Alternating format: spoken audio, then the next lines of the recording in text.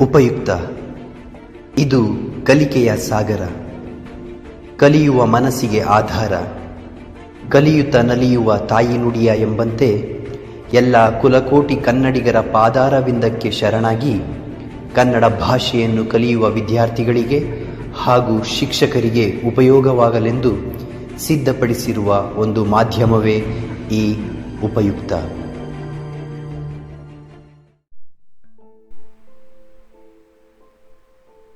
ಪದ್ಯ ದೇವನೊಲಿದವನ ಕುಲವೇ ಸತ್ಕುಲಂ. ಬರೆದವರು ಹರಿಹರ.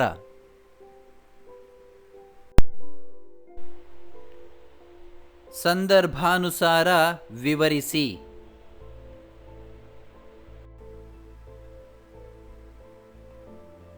ಕಾವೇರಿ ಸೋಂಕಿದರ ಪಾಪಮಂ ಸೋವೇರಿ. ಕನ್ನಡದ ಕಾವ್ಯ ಪರಂಪರೆಯನ್ನು ತನ್ನ ಭಕ್ತಿರಸದಿಂದ ಬೆಳಗಿದ ಕವಿ ಹರಿಹರನು ರಚಿಸಿರುವ ಮಾದರ ಚೆನ್ನನ ಗುಪ್ತ ಭಕ್ತಿಯನ್ನು ಸಾರುವ ರಗಳೆ ದೇವನೊಲಿದನ ಕುಲವೇ ಸತ್ಕುಲಂ ಎಂಬ ಕಾವ್ಯ ಭಾಗದಿಂದ ಈ ಮೇಲಿನ ವಾಕ್ಯವನ್ನು ಆಯ್ದುಕೊಳ್ಳಲಾಗಿದೆ. ರಗಳೆಯ ಆರಂಭದಲ್ಲಿ ಹರಿಹರ ಕವಿಯು ಚೋಳ ದೇಶದ ಭೌಗೋಳಿಕ ಸೌಂದರ್ಯದ ವರ್ಣನೆಯನ್ನು ಮಾಡುವ ಸಂದರ್ಭದಲ್ಲಿ ಕಾವೇರಿ ನದಿಯ ವಿವರವನ್ನು ನೀಡುತ್ತಾ ಈ ಮೇಲಿನ ವಾಕ್ಯವನ್ನು ಹೇಳಿರುವನು. ಚೋಳ ದೇಶದಲ್ಲಿ ಹರಿಯುವ ಕಾವೇರಿ ನದಿಯು ಸೋಂಕಿದವರ ಪಾಪವನ್ನು ತೊಳೆಯುವ ಪಾವನೆ ಎಂಬುದು ಕವಿಯ ಅಭಿಪ್ರಾಯವಾಗಿದೆ. ಜನರ ಪಾಲಿಗೆ ಜೀವನದಿಯಾದ ಕಾವೇರಿಯನ್ನು ಪಾಪವನ್ನು ತೊಳೆವ ನೀರು ಎಂದು ಕವಿ ವರ್ಣಿಸಿರುವುದು ಇಲ್ಲಿನ ಸ್ವಾರಸ್ಯವಾಗಿದೆ.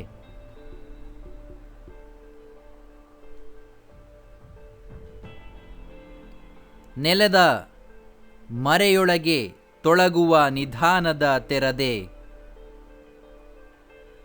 ಹರಿಹರನು ದೇವನೊಲಿದನ ಕುಲವೇ ಸತ್ಕುಲಂ ಎಂಬ ರಗಳೆಯಲ್ಲಿ ಮಾದರ ಚೆನ್ನನ ಗುಪ್ತ ಭಕ್ತಿಯನ್ನು ವರ್ಣಿಸುವ ಸಂದರ್ಭದಲ್ಲಿ ಈ ಮೇಲಿನ ವಾಕ್ಯವನ್ನು ರಚಿಸಿರುವನು. ಮಾದರ ಚೆನ್ನನದು ಯಾರಿಗೂ ಗೋಚರವಾಗದ ಅಗೋಚರ ಗುಪ್ತ ಭಕ್ತಿಯಾಗಿತ್ತು. ಅವನ ಅಂತರಂಗದೊಳಗೆ ಹುದುಗಿದ್ದ ಗುಪ್ತ ಭಕ್ತಿಯು ಎಳ್ಳಿನೊಳಗಿರುವ ಎಣ್ಣೆಯಂತೆಯೂ ಮರದೊಳಗಣ ಬೆಂಕಿಯಂತೆಯೂ ಗುಪ್ತವಾಗಿತ್ತು ಎಂದು ವಿವರಿಸಿರುವ ಕವಿಯು ಮುಂದುವರೆದು, ನೆಲದ ಮರೆಯೊಳಗೆ ತೊಳಗುವ ನಿಧಾನದ ತೆರದೆ ಎಂದು ವರ್ಣಿಸಿರುವನು. ನಿಧಾನ ಎಂದರೆ ನಿಧಿ ಎಂದರ್ಥ. ನಿಧಿಯು ನೆಲದ ಮಣ್ಣಿನೊಳಗೆ ಹುದುಗಿರುತ್ತದೆ, ಕಣ್ಣಿಗೆ ಕಾಣಿಸುವುದಿಲ್ಲ. ಅದರಂತೆಯೇ ಚೆನ್ನನ ಮನದೊಳಗಿನ ಭಕ್ತಿಯು ಇತರರಿಗೆ ತಿಳಿಯದಂತೆ ಅಡಗಿಕೊಂಡಿತ್ತೆಂದು ಕವಿ ವಿವರಿಸಿದ್ದಾನೆ.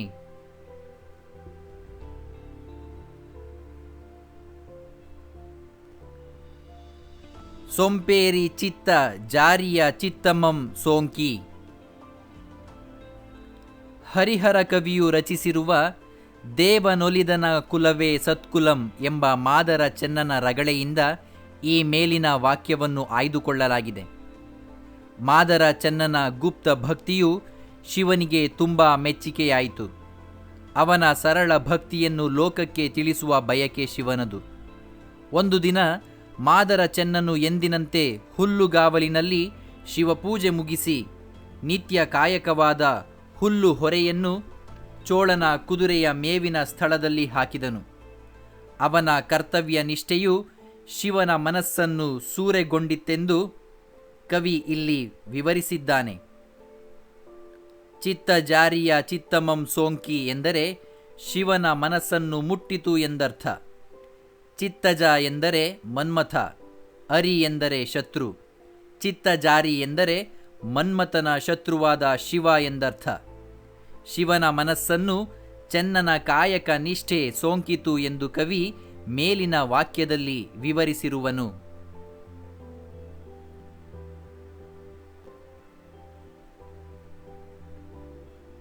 ಉಂಡನಾಭವಂ ಸ್ವರ್ಗ ಮರ್ತ್ಯಕ್ಕೆ ಪೊಸತಾಗಿ. ಹರಿಹರನು ರಚಿಸಿರುವ ಮಾದರ ಚೆನ್ನನ ರಗಳೆಯಿಂದಾಯ್ದ ದೇವನೊಲಿದನ ಕುಲವೇ ಸತ್ಕುಲಂ ಎಂಬ ಪದ್ಯ ಭಾಗದಿಂದ ಈ ಮೇಲಿನ ವಾಕ್ಯವನ್ನು ಸ್ವೀಕರಿಸಲಾಗಿದೆ. ಶಿವನು ಚೆನ್ನನೊಡನೆ ಅಂಬಲಿಯನ್ನುಂಡು ಸಂತೋಷ ಹೊಂದಿದ ಸಂದರ್ಭವಿದಾಗಿದೆ. ಮಾದರ ಚೆನ್ನನ ಗುಪ್ತ ಭಕ್ತಿಗೆ ಮೆಚ್ಚಿದ ಶಿವನು ಅವನ ಭಕ್ತಿಯ ವಿಚಾರವನ್ನು ಎಲ್ಲರಿಗೂ ತಿಳಿಯುವಂತೆ ಮಾಡುವ ಉದ್ದೇಶವನ್ನು ಇರಿಸಿಕೊಂಡು ಚೆನ್ನನು ಊಟ ಮಾಡುತ್ತಿರುವ ರಾಗಿ ಅಂಬಲಿಯನ್ನು ತಾನೂ ಹೊಟ್ಟೆ ತುಂಬ ಸವಿ ನೋಡಿದನಂತೆ. ರುಚಿಯಾಗಿದ್ದ ಅಂಬಲಿಯನ್ನು ಶಿವ ಸವಿದ ಬಗೆಯು ಭೂಲೋಕಕ್ಕೂ ಸ್ವರ್ಗಲೋಕಕ್ಕೂ ಹೊಸ ಸಂಗತಿಯಾಗಿತ್ತೆಂದು ಕವಿಯು ಈ ಮೇಲಿನ ವಾಕ್ಯದ ಮೂಲಕ ವರ್ಣಿಸಿರುವ ಸಂದರ್ಭವು ಇದಾಗಿದೆ.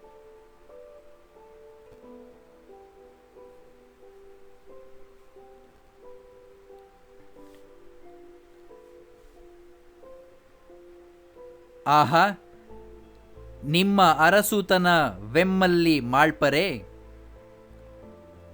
ಭಕ್ತಿ ಕವಿ ಎಂದೇ ಹೆಸರಾದ ಹರಿಹರನು ರಚಿಸಿರುವ ದೇವನೊಲಿದನ ಕುಲವೇ ಸತ್ಕುಲಂ ಎಂಬ ರಗಳೆಯಿಂದ ಈ ಮೇಲಿನ ಮಾತನ್ನು ಸ್ವೀಕರಿಸಲಾಗಿದೆ. ಶಿವನು ಚೋಳರಾಜನನ್ನು ಉದ್ದೇಶಿಸಿ ಈ ಮೇಲಿನ ಮಾತನ್ನು ಆಡಿದ್ದಾನೆ. ಚೋಳರಾಜನು ಬಡಿಸಿದ ಮೃಷ್ಟಾನ್ನ ಭೋಜನದ ನೈವೇದ್ಯವನ್ನು ಶಿವ ಮುಟ್ಟದಿರಲು ದುಃಖಿತನಾದ ಚೋಳರಾಜ ತನ್ನ ಖಡ್ಗದಿಂದ ತಲೆ ಕತ್ತರಿಸಿಕೊಳ್ಳಲು ಮುಂದಾಗುತ್ತಾನೆ. ಆಗ ಪ್ರತ್ಯಕ್ಷನಾದ ಶಿವನು ಚೋಳನನ್ನು ಉದ್ದೇಶಿಸಿ, ನಿನ್ನ ಅರಸುತನವನ್ನು ನನ್ನಲ್ಲಿ ತೋರುವೆಯಾ ಎನ್ನುತ್ತಾನೆ.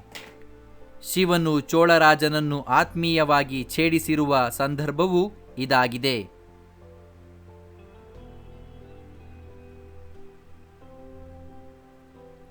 ನಿಂದು ಚೋಳಂ ಕೌತುಕ ಮಿಕ್ಕು ನೋಡುತ್ತಂ. ಸುಪ್ರಸಿದ್ಧ ರಗಳೆಯ ಕವಿ ಹರಿಹರನು ಬರೆದಿರುವ ದೇವನೊಲಿದವನ ಕುಲವೇ ಸತ್ಕುಲಂ ಎಂಬ ಮಾದರ ಚೆನ್ನನ ರಗಳೆಯಿಂದ ಈ ಮೇಲಿನ ವಾಕ್ಯವನ್ನು ಆಯ್ದುಕೊಳ್ಳಲಾಗಿದೆ. ಚೋಳನ ಎದುರಿಗೆ ಪ್ರತ್ಯಕ್ಷನಾದ ಶಿವನು ತಾನು ಚೆನ್ನನೊಡನೆ ಅಂಬಲಿಯನ್ನು ಉಂಡಿರುವುದರಿಂದ ಚೋಳನರ್ಪಿಸಿದ ನೈವೇದ್ಯವನ್ನು ಸ್ವೀಕರಿಸಲು ಸಾಧ್ಯವಾಗಿಲ್ಲ ಎಂದು ಹೇಳುತ್ತಾ ಪುನಃ ಶಿವಲಿಂಗದೊಳಗೆ ಐಕ್ಯನಾಗುತ್ತಾನೆ. ಇದನ್ನು ಚೋಳರಾಜನು ಆಶ್ಚರ್ಯದಿಂದ ನಿಂತು ನೋಡಿದನೆಂದು ಕವಿಯು ವರ್ಣಿಸಿರುವ ಸಂದರ್ಭವೂ ಇದಾಗಿದೆ. ಚೆನ್ನನ ಹೆಸರನ್ನು ಶಿವ ಉಚ್ಚರಿಸಿದ್ದರಿಂದ ಯಾರು ಈ ಚೆನ್ನ ಎಂಬುದೇ ಚೋಳನ ಅಚ್ಚರಿಗೆ ಕಾರಣವಾದಂತಿದೆ. ತಾನರಿಯದ ಶಿವಭಕ್ತನಾರು ಎಂಬ ಅವನ ಕುತೂಹಲ ಅಚ್ಚರಿಗಳು ಸಹಜವಾಗಿಯೇ ಇದೆ. ಚೆನ್ನನನ್ನು ಹುಡುಕಲು ಇದು ಮೂಲ ಪ್ರೇರಣೆಯಾಗುವುದು.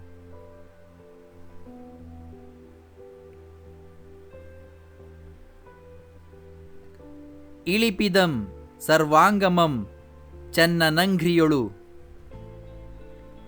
ಹರಿಹರ ಕವಿಯ ಮಾದರ ಚೆನ್ನನ ರಗಳೆಯಿಂದಾಯ್ದ ದೇವನೊಲಿದನ ಕುಲವೇ ಸತ್ಕುಲಂ ಎಂಬ ಕಾವ್ಯ ಭಾಗದಿಂದ ಈ ಮೇಲಿನ ವಾಕ್ಯವನ್ನು ಸ್ವೀಕರಿಸಲಾಗಿದೆ. ಮಾದರ ಚೆನ್ನನ ಭಕ್ತಿಯ ವಿಚಾರವನ್ನರಿತು ಅವನ ಕಾಲಿಗೆ ಚೋಳರಾಜನು ನಮಸ್ಕರಿಸುವ ಸಂದರ್ಭವಿದಾಗಿದೆ. ಶಿವನಿಂದ ಮಾದರ ಚೆನ್ನನ ಗುಪ್ತ ಭಕ್ತಿಯ ವಿಚಾರವನ್ನು ಅರಿತ ಚೋಳರಾಜನು ಮಾದರ ಚೆನ್ನನನ್ನು ಕಂಡು ಪಾವನಗೊಳ್ಳಬೇಕೆಂದು ಆತುರಾತುರನಾಗಿ ಅವನ ಗುಡಿಸಲ ಬಳಿ ಬರುತ್ತಾನೆ. ಗಣ ಪದವಿಯನ್ನು ಪಡೆಯಲಿರುವ ಸೌಭಾಗ್ಯವಂತನೆಂದು ಅವನ ಪಾದಗಳಿಗೆ ತನ್ನ ಸರ್ವಾಂಗಗಳನ್ನು ನೆಲಕ್ಕೆ ಚಾಚಿ ಸಾಷ್ಟಾಂಗ ನಮಸ್ಕಾರ ಮಾಡಿದನೆಂದು ಕವಿಯು ಇಲ್ಲಿ ವಿವರಿಸಿದ್ದಾನೆ. ಭಾನುವಂಶದ ರಾಜನು ಮಾದರ ಕುಲದ ಚೆನ್ನನ ಪಾದಗಳಿಗೆ ಬಿದ್ದು ನಮಸ್ಕರಿಸುವ ಈ ಸಂದರ್ಭದಲ್ಲಿ ಕುಲಕ್ಕಿಂತ ಭಕ್ತಿಯೇ ಮುಖ್ಯ ಎಂಬ ಭಾವವನ್ನು ಕವಿಯು ಇಲ್ಲಿ ತೋರಿದ್ದಾನೆ.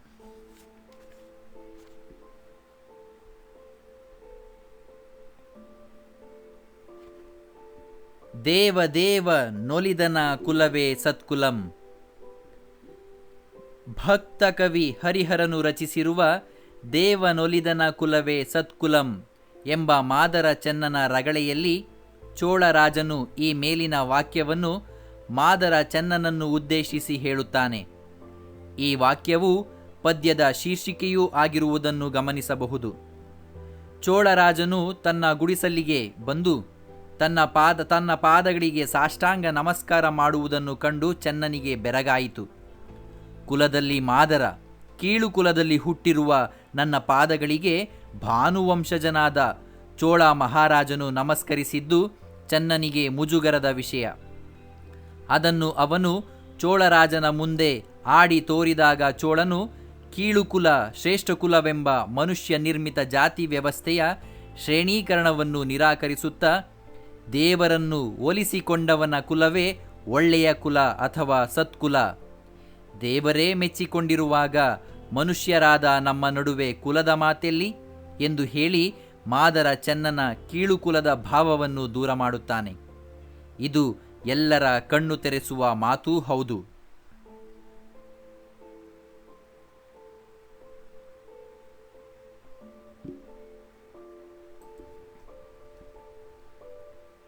ಮೇದಿನಿಗೆ ಬೀದಿಗರುವಾದುದೆನ್ನಯ ಭಕ್ತಿ. ಮೇರುಕವಿ ಹರಿಹರನು ರಚಿಸಿರುವ ದೇವನೊಲಿದನ ಕುಲವೇ ಸತ್ಕುಲಂ ಎಂಬ ಮಾದರ ಚೆನ್ನನ ಗುಪ್ತ ಭಕ್ತಿಯ ಕಥೆಯುಳ್ಳ ರಗಳೆಯಿಂದ ಈ ಮೇಲಿನ ವಾಕ್ಯವನ್ನು ಆಯ್ದುಕೊಳ್ಳಲಾಗಿದೆ. ಶಿವಾಲಯಕ್ಕೆ ಬಂದ ಮಾದರ ಚೆನ್ನನು ತನ್ನ ಗುಪ್ತ ಭಕ್ತಿಯನ್ನು ಬಯಲು ಮಾಡಿದ್ದಕ್ಕಾಗಿ ಶಿವನನ್ನು ಆಕ್ಷೇಪಿಸುತ್ತಾನೆ. ಅಂಬಲಿಯನ್ನು ಅರ್ಪಿಸಿಕೊಂಡು ತನ್ನ ಪಾಡಿಗೆ ತಾನಿದ್ದೆ. ಶಿವನೇಕೆ ಚೋಳನನ್ನು ಕಳುಹಿಸಿ ನನ್ನನ್ನು ಇಲ್ಲಿಗೆ ಕರೆಯಿಸಿಕೊಂಡುದು?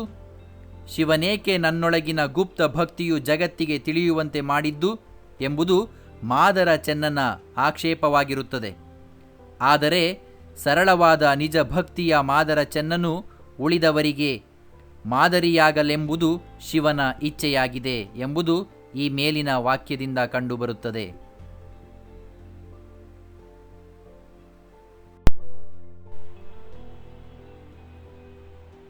ಒಂದು ವಾಕ್ಯದಲ್ಲಿ ಉತ್ತರಿಸಿ.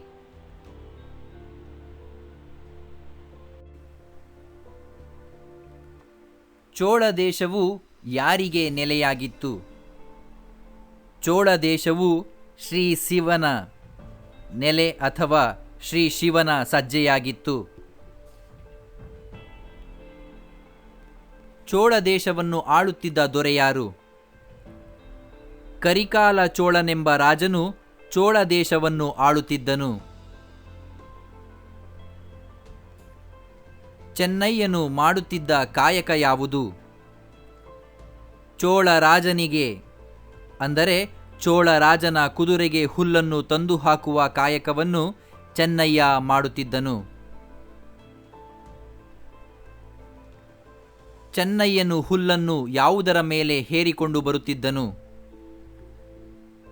ಚೆನ್ನಯ್ಯನು ಹುಲ್ಲನ್ನು ಎತ್ತಿನ ಮೇಲೆ ಹೇರಿಕೊಂಡು ಬರುತ್ತಿದ್ದನು. ಶಿವನು ಯಾರ ಜೊತೆ ಊಟ ಮಾಡಿದನು? ಶಿವನು ಮಾದರ ಚೆನ್ನನೊಡನೆ ಊಟ ಮಾಡಿದನು.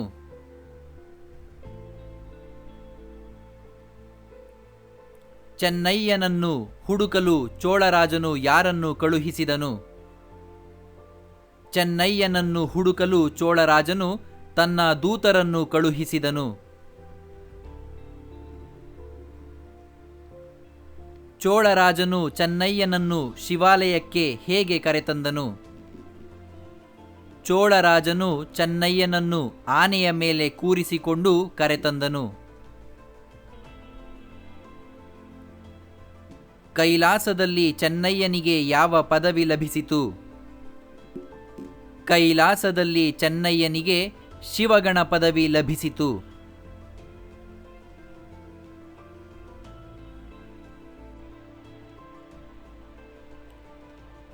ಎರಡು ಅಥವಾ ಮೂರು ವಾಕ್ಯಗಳಲ್ಲಿ ಉತ್ತರಿಸಿರಿ.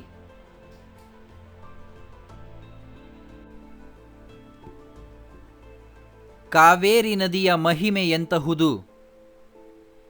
ಕಾವೇರಿ ನದಿಯು ಸಕಲ ಸಸ್ಯಾವಳಿಗಳನ್ನು ಪೊರೆವವಳು ಮತ್ತು ಸೋಂಕಿದವರ ಪಾಪವನ್ನು ತೊಳೆಯುವ ಪಾಪನಾಶಿನಿಯೂ ಆಗಿದ್ದಾಳೆಂದು ಹರಿಹರ ಕವಿ ವರ್ಣಿಸಿರುವನು.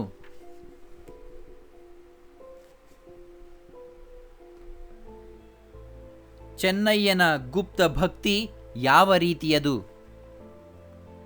ಚೆನ್ನಯ್ಯನ ಗುಪ್ತ ಭಕ್ತಿಯು ಅಗೋಚರವಾದುದು. ಎಳ್ಳಿನೊಳಗಿರುವ ತೈಲದಂತೆ, ಕಾಷ್ಟದೊಳಗಣ ಬೆಂಕಿಯಂತೆ ಮತ್ತು ನೆಲದ ಮರೆಯ ನಿಧಾನದಂತೆ ಗೌಪ್ಯವಾಗಿತ್ತು.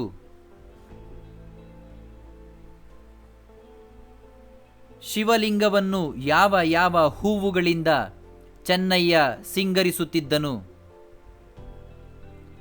ಚೆನ್ನಯ್ಯನು ಪರಿಮಳ ಬೀರುತ್ತಿದ್ದ ಮಲ್ಲಿಗೆ ಹೂಗಳು, ಕಂಪು ಬೀರುವ ಸಂಪಗೆ, ಮರುಗ, ದವನ, ಪಚ್ಚೆ, ಪಡ್ಡಳಿ, ಸುರಗಿ, ಸುರಹೊನ್ನೆ, ಚೆಂಗಣಿಗಿಲೆ ಹೂಗಳಿಂದ ಶಿವಲಿಂಗವನ್ನು ಸಿಂಗರಿಸುತ್ತಿದ್ದನು. ಚೋಳರಾಜ ಚೆನ್ನಯ್ಯನ ಪಾದಗಳನ್ನು ಹಿಡಿದಾಗ ಅವನ ಪ್ರತಿಕ್ರಿಯೆ ಏನು? ಚೋಳರಾಜನು ತನ್ನ ಪಾದಗಳನ್ನು ಹಿಡಿದಾಗ ಚೆನ್ನಯ್ಯನು, ಏನಯ್ಯ ಚೋಳರಾಜನೇ, ಭಾನುಕುಲ ದರ್ಪಣನಾದ ನೀನು ಹೀಗೆ ಮಾಡುವುದೇ? ನನ್ನ ಕುಲ ಯಾವುದೆಂಬುದನ್ನು ಅರ್ಥ ಮಾಡಿಕೊಳ್ಳದೆ ಹೀಗೆ ಮಾಡುವುದೇ ಎಂದು ಪ್ರತಿಕ್ರಿಯಿಸಿದನು.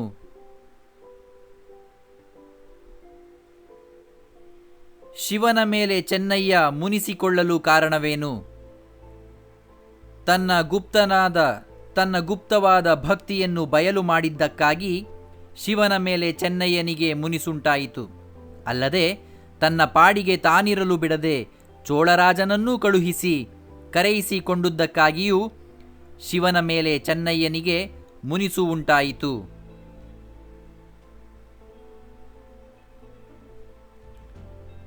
ಶಿವನು ಚೆನ್ನಯ್ಯನನ್ನು ಹೇಗೆ ಸಮಾಧಾನಪಡಿಸಿದನು? ಶಿವನು ಚೆನ್ನಯ್ಯನ ಮುಂದೆ ಪ್ರತ್ಯಕ್ಷನಾಗಿ, ಎಲೈ ಚೆನ್ನನೆ, ಅವಿಚಾರದಿಂದ ಇಂತಹ ಕೆಲಸ ಮಾಡುವುದೇ? ನಿನ್ನ ಭಕ್ತಿಯ ವಿಚಾರವನ್ನು ಚೋಳನಿಗೆ ತಿಳಿಸಿದರೆ ಏನಾಯಿತು ಎಂದು ಸಂತೈಸಿದನು.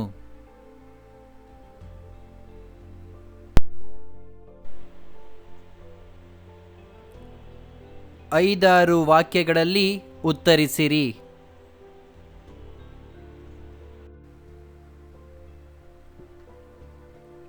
ಚೆನ್ನಯ್ಯ ತನ್ನ ಕಾಯಕವನ್ನು ಹೇಗೆ ಮಾಡುತ್ತಿದ್ದನು? ಚೆನ್ನಯ್ಯನು ಸೂರ್ಯೋದಯದ ಸಮಯದಲ್ಲೆದ್ದು ಕಾಡಿಗೆ ತೆರಳುತ್ತಿದ್ದನು. ಅಲ್ಲಿ ನದೀ ತೀರದಲ್ಲಿ ಶಿವಪೂಜೆಯನ್ನು ಮೊದಲು ಅತ್ಯಂತ ಪ್ರೀತಿ ಭಕ್ತಿ ಭಾವದಿಂದ ನೆರವೇರಿಸುತ್ತಿದ್ದನು. ಬಗೆ ಬಗೆಯ ಹೂಗಳಿಂದ ಶಿವಲಿಂಗವನ್ನರ್ಚಿಸಿ ಸಂತಸ ಪಡುತ್ತಾ ಪೂಜೆ ಮುಗಿದ ನಂತರ ಹುಲ್ಲನ್ನು ಕೊಯ್ಯುತ್ತಿದ್ದನು. ಅವನ ಮನಸ್ಸು ಮಾತ್ರ ಶಿವನಲ್ಲೇ ನೆಲೆಯಾಗಿರುತ್ತಿತ್ತು. ಹುಲ್ಲನ್ನು ಕೊಯ್ದು ಮುಗಿಸಿದ ಮೇಲೆ ಅದನ್ನು ಎತ್ತಿನ ಮೇಲೆ ಹೇರಿಕೊಂಡು ಚೋಳರಾಜನ ಅರಮನೆಯ ಕುದುರೆಲಾಯದ ಕಡೆಗೆ ಹೊರಡುತ್ತಿದ್ದನು. ಚೋಳರಾಜನ ಕುದುರೆಲಾಯದ ಮುಂದೆ ಹುಲ್ಲು ಹೊರೆಯನ್ನು ನೂಕಿ ತನ್ನ ಕೆಲಸ ಮುಗಿಯಿತೆಂಬ ಭಾವದಿಂದ ಶಿವ ಧ್ಯಾನ ಮಾಡುತ್ತಾ ತನ್ನ ಮನೆಗೆ ಬಂದು ಕುಳಿತುಕೊಳ್ಳುತ್ತಿದ್ದನು. ಕುಂತಲ್ಲಿ ನಿಂತಲ್ಲಿ ಮಾಡುವ ಎಲ್ಲ ಕೆಲಸದಲ್ಲೂ ಶಿವನ ಧ್ಯಾನ ಅವನನ್ನು ಆವರಿಸಿಬಿಡುತ್ತಿತ್ತು. ಹೀಗೆ ಚೆನ್ನಯ್ಯನು ಅಂತರಂಗದಲ್ಲಿ ಶಿವಭಕ್ತನು, ಬಹಿರಂಗದಲ್ಲಿ ಕಾಯಕ ಯೋಗಿಯೂ ಆಗಿ ತೃಪ್ತಿಯಿಂದ ಬದುಕುತ್ತಿದ್ದನು.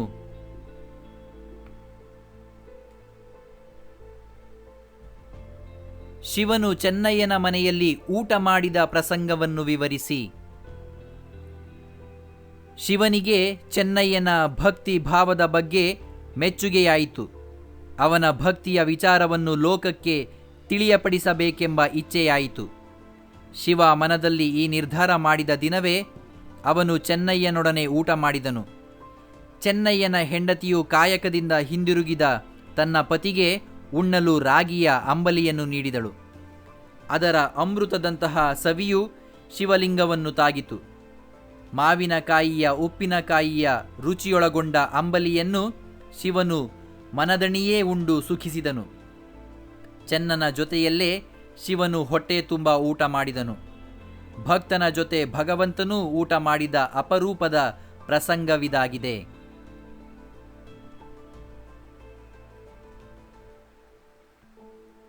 ಕರಿಕಾಲ ಚೋಳನು ಶಿವನನ್ನು ಅರ್ಚಿಸುತ್ತಿದ್ದ ರೀತಿಯನ್ನು ವರ್ಣಿಸಿ. ಕರಿಕಾಲ ಚೋಳ ನೃಪನೂ ಕೂಡ ಮಹಾ ಶಿವಭಕ್ತನೇ ಆಗಿದ್ದನು. ಅವನು ಶಿವಾರ್ಚನೆಯನ್ನು ಆಡಂಬರದಿಂದ ನಡೆಸುತ್ತಿದ್ದನೆಂದು ಕವಿ ಹರಿಹರನು ವರ್ಣಿಸಿದ್ದಾನೆ. ಕರಿಕಾಲನು ನಿತ್ಯ ನೇಮದಂತೆ ಶಿವಾಲಯಕ್ಕೆ ಬಂದು ನೈವೇದ್ಯವನ್ನು ಅರ್ಪಿಸುತ್ತಿದ್ದನು. ಮೊದಲಿಗೆ ಶಿವನಿಗೆ ಕೈಜೋಡಿಸಿ ನಮಸ್ಕರಿಸುತ್ತಿದ್ದನು. ಆನಂತರ ನೈವೇದ್ಯಕ್ಕೆ ದೇವಾನ್ನವನ್ನು, ದಿವ್ಯವಾದ ಅಮೃತಾನ್ನವನ್ನು ಬಡಿಸುತ್ತಿದ್ದನು. ಜೊತೆಗೆ ಉಪಚರಿಸಿ ಬಗೆ ಬಗೆಯ ಆಹಾರ ಭಕ್ಷ್ಯಗಳನ್ನು ಶಿವನಿಗೆ ನೀಡುತ್ತಿದ್ದನು. ಹಪ್ಪಳ, ಕೆನೆಹಾಲಿನ ಮಡಕೆಗಳನ್ನು ಅರ್ಪಿಸುವನು. ತುಪ್ಪ, ಕೆನೆಮೊಸರು, ಸಕ್ಕರೆಗಳನ್ನೆಲ್ಲ ನೈವೇದ್ಯ ಮಾಡಿ ಹಿಂದೆ ಸರಿದು ನಿಂತು ಶಿವನನ್ನು ಸ್ವೀಕರಿಸಲೆಂದು ಪರದೆಯನ್ನು ಇಳಿಬಿಟ್ಟು ನಿಲ್ಲುತ್ತಿದ್ದನು. ಶಿವನೇ ಎಲ್ಲವನ್ನು ಸ್ವೀಕರಿಸು ಎಂದು ಭಕ್ತಿ ಭಾವ ತುಂಬಿ ಪ್ರಾರ್ಥಿಸುತ್ತಿದ್ದನು. ಇದು ಕರಿಕಾಲ ಚೋಳನು ಶಿವನನ್ನು ಅರ್ಚಿಸುತ್ತಿದ್ದ ರೀತಿಯಾಗಿದ್ದಿತು. ಚೋಳರಾಜ ಚೆನ್ನಯ್ಯನನ್ನು ಹುಡುಕಿದ ಬಗೆ ಹೇಗೆ?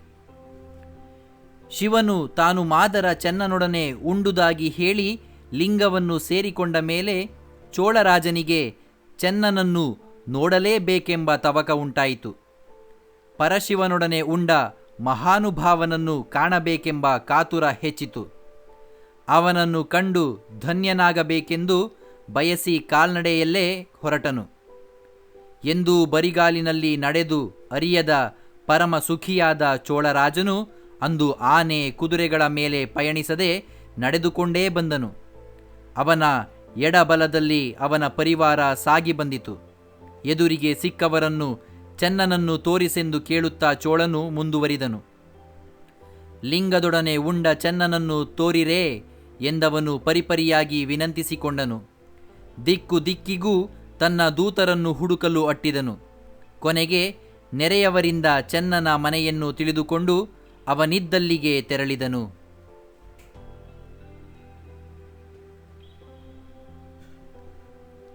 ಚೆನ್ನಯ್ಯನಿಗೆ ಶಿವನು ಗಣಪದವಿಯನ್ನು ನೀಡಿದ ಪ್ರಸಂಗವನ್ನು ನಿರೂಪಿಸಿ.